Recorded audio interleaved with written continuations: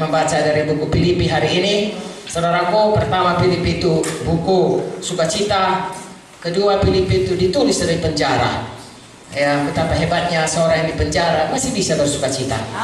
Kita di sini tidak ada yang penjara, kita harusnya lebih bersukacita. Amin, saudaraku. Ya, Filipi 1 ayat 6 berkata, akan hal ini aku yakin sepenuhnya, yaitu Ia yang memulai pekerjaan yang baik di antara kamu akan meneruskannya sampai kepada akhirnya pada hari Kristus Yesus. Ini kepalanya ucapan syukur dan doa Paulus. Jadi memulai suratnya kepada Filipi dengan berkata, Tuhan mulai baik, Tuhan akan meneruskannya sampai pada akhirnya. Jadilah ini kepada kita. Ya, yang lalu saudara mulai dari saudara selamat, itu sudah permulaan yang paling baik. Seterusnya sampai tadi malam, itu juga permulaan yang baik. Hari ini akan ditambahkan Tuhan lagi, ya, dibangun Tuhan terus kita sampai pada kehendak Tuhan. Dan kalau kita baca Filipi 3 ayat 13-14, saya loncat saja saudaraku. Filipi 2 mengenai Tuhan Yesus. Oke, Filipi 3 13-14 berkata, apa yang harus kita lakukan? Sudah kita saudaraku sungguh-sungguh menyadari Tuhan sudah mulai yang baik. Apakah yang kita lakukan seterusnya? Apakah kita kemudian tidak berbuat sesuatu? Kita terus maju. Ayat 13, saudara-saudara, aku sendiri tidak menganggap bahwa aku telah menangkapnya, tapi ini yang kulakukan, aku melupakan apa yang telah di belakangku dan mengarahkan diri kepada apa yang ada di hadapanku dan berlari-lari kepada tujuan untuk memperoleh hadiah, yaitu panggilan surgawi dari Allah dalam Kristus Yesus. Amin. Dari Paulus dari mulai mengatakan, aku bersyukur sudah permulaan baik, lalu dia sambung kepada mari berlari-lari pada tujuan Tuhan. Kalau saudara baca buku Timotius, akhirnya dia berkata, aku sudah sampai pada akhir perjalananku. Jadi semuanya kita seharusnya mengikuti teladan ini. Alkitab ini ditulis supaya kita mengikuti teladan yang baik dan membuang atau tidak melakukan apa yang dilarang. Hari ini kita belajar saudaraku menatap ke depan masa depan kita, sebab yang di belakang itu tidak akan kembali. Hari ini tanggal 3 Juli, kapanpun gak akan pernah kembali. Bulan Juni, bulan April akan tetap maju. Tahun 2019 gak pernah balik. 2018 pasti akan maju terus. 2020, 2020 sampai Yesus datang. Jadi apa yang bisa kita lakukan adalah menatap ke depan. Haleluya. Ada juga firman Tuhan yang berkata, ya, pujilah Tuhan hai jiwaku, pujilah Tuhan hai segenap batinku. Benar? Jangan lupakan. Mengapa jangan lupakan kebaikannya? Kalau kita lupa kebaikannya, saudaraku, kita bisa distraksi. Buku Ulangan itu 5 buku pertama, buku Taurat, itu dituliskan mengingatkan kembali apa yang jadi sebelumnya. Mengapa diingatkan? Karena Musa berkata supaya kau ingat lagi, jangan kau lupa bagaimana kau dilepaskan Tuhan. Dan kalau kau kaya, jangan kau pikir itu karena kau, tetapi karena Tuhan yang menjadikannya. Kau dapat rumah nanti tanah-tanah, Tuhan semua melakukannya. Jangan kau lupa. Itulah gunanya buku Ulangan. Walaupun kemudian dikatakan Musa, biarpun ku bilang begini, nanti meper juga nya kau. Saudaraku, kita bertanggung jawab pada generasi kita.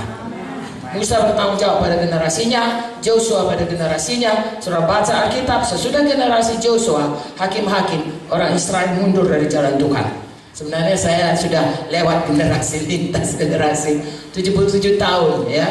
Kalau di Amerika itu rata-rata umur saudaraku sekarang ini 71, ya, laki-laki, kalau wanita sekitar 80.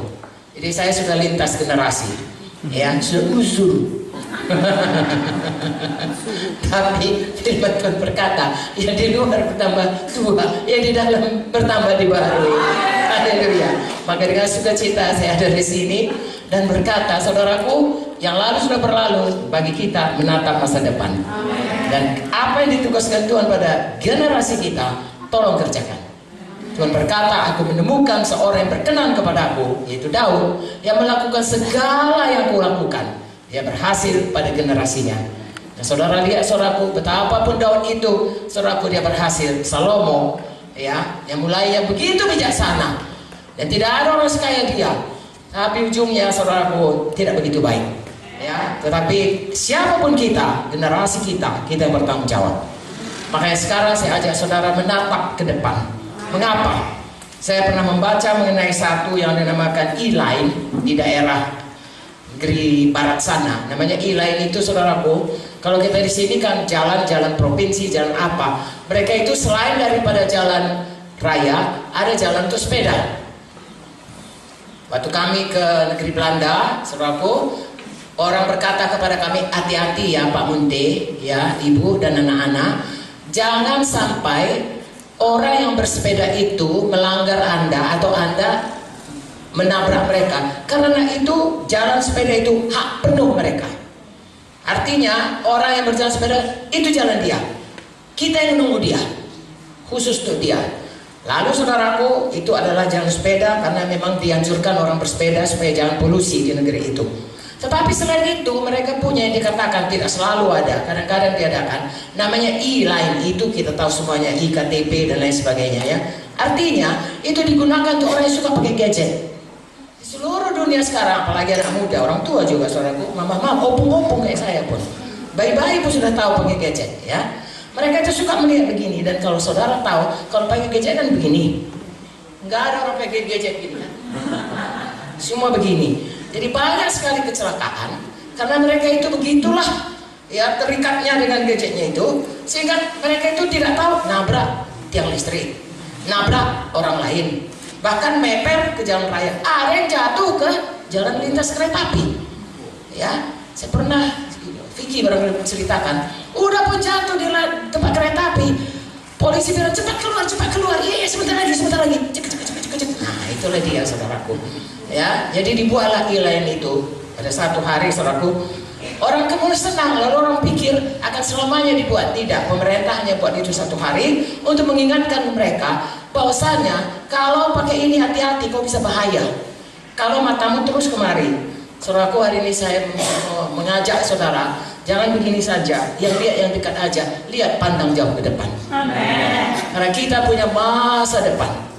Hidup kita di dunia ini hanya sementara. Puji Tuhan, kita selalu berkemenangan dan Tuhan mau kita hidup. Yohanes 10 ayat 10 berkata, Tuhan menyelamatkan kita supaya kita memiliki zoe kehidupan dan memilikinya dengan segala kelimpahan. Ya, itu bukan hanya di dunia ini, lepas dari dunia ini pun disediakan Tuhan. Itu sebabnya Matius 6:33 berkata, cari dahulu maka sekaliannya. Jadi dunia ini kita cari dahulu apa yang dikatakan Tuhan kepada kita. Kemudian apapun yang di dunia ini tambahkan Tuhan sampai pada hidup kekal. Tapi kebanyakan orang seperti yang punya gadget tadi, dia sibuk memperhatikan apa yang jadi bagi hidupnya untuk masa dekat. Ya, untuk hanya hidup di dunia ini atau hanya hidup untuk ya masa dekat lah. Dan tidak memikirkan bahwasanya hidup kita ini ada satu hidup lagi, baik di dunia ini, baik sesudah di dunia ini, di mana kita harus berjalan pada jalan Tuhan. Haleluya.